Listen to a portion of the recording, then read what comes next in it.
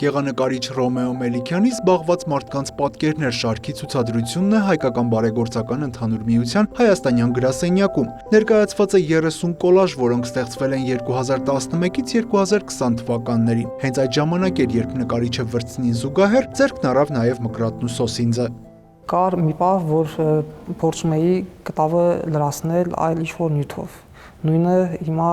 եթե երբ որ նկարում եմ մի քիչ նկար, կարող եմ հոգնեմ, անցնեմ կոլաժ, հետո կոլաժից հետո կարող եմ կոլաժը հոգնեմ, սկսեմ աշխատել երկաթյա իրերով։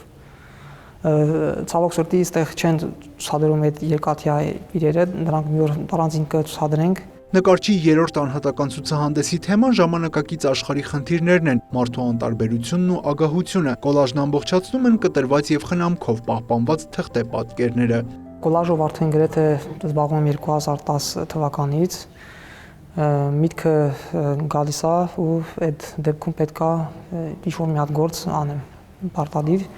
Իսկ նյութերը վերցնում եմ տարբեր տեղերից, կարող լինի ինչ-որ մետրոյի կրպակի ինչ-որ թերթերից, տարբեր իրերից ու իրենց կտրում եմ,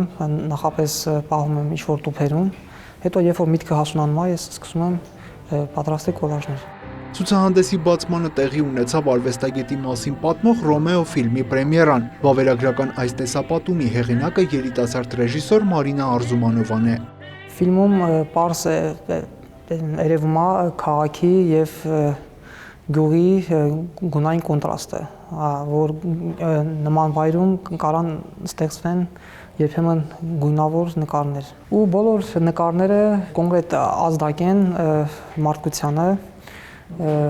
որպեսզի մարդը իր ապրած կյանքը վերանայի։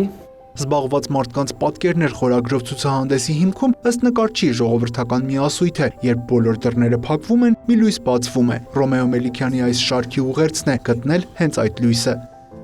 Յուրա Վահանյան, Հովհաննես Քյուրքչյան, լուրեր։